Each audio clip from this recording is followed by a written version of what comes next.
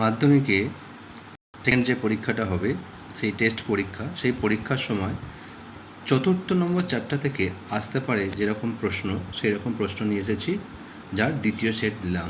আশা করছি এই প্রথম এবং দ্বিতীয় সেট করলে তোমাদের আর কোনো চিন্তা করতে হবে না, সমস্ত প্রশ্নগুলির উত্তরই করতে পারবে।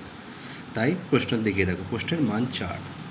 সিপাহী বিদ্রোহের প্রকৃতি আলোচনা করো বা বিশ্লেষণ করো। পরের প্রশ্ন, জাতীয়তাবোধ বিকাশে হিন্দু মেলার গুরুত্ব আলোচনা করো। পরে, মহারানীর ঘোষণাপত্রের তাৎপর্য লেখো। পরের প্রশ্ন, অবনীন্দ্রনাথ ঠাকুরের ভারত মাতা চিত্রটির বিশ্লেষণমূলক আলোচনা করো। এবার প্রশ্নের মান 8। জাতীয়তাবোধের বিকাশের ক্ষেত্রে আনন্দ মঠের তাৎপর্য বিশ্লেষণ করো। পরের প্রশ্ন, মহাবিদ্রোহ সম্পর্কে শিক্ষিত সমাজের মনোভাব আলোচনা করো। এবার প্রশ্নের মান হলো 1 নম্বর, যেগুলো করবে যে পারে সেরকম। 1 নম্বরের প্রশ্ন কী আছে না, মহাবিদ্রোহকে সামন্ত বিদ্রোহ কে বলেছেন? পরের প্রশ্ন, 1857 সালের মহাবিদ্রোহকে ভারতের প্রথম স্বাধীনতার যুদ্ধ কে বলেছিলেন?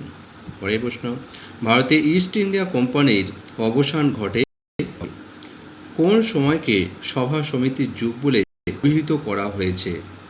কবে জমিদার সভা প্রতিষ্ঠিত হয়? হিন্দু মেলার অপর নাম কি?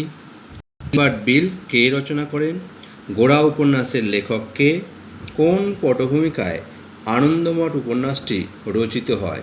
স্বামী বিবেকানন্দের লেখা কয়েকটি প্রবন্ধের নাম লেখো। প্রশ্নের 2 নম্বরে যে প্রশ্নগুলো আছে সেগুলো দেখো।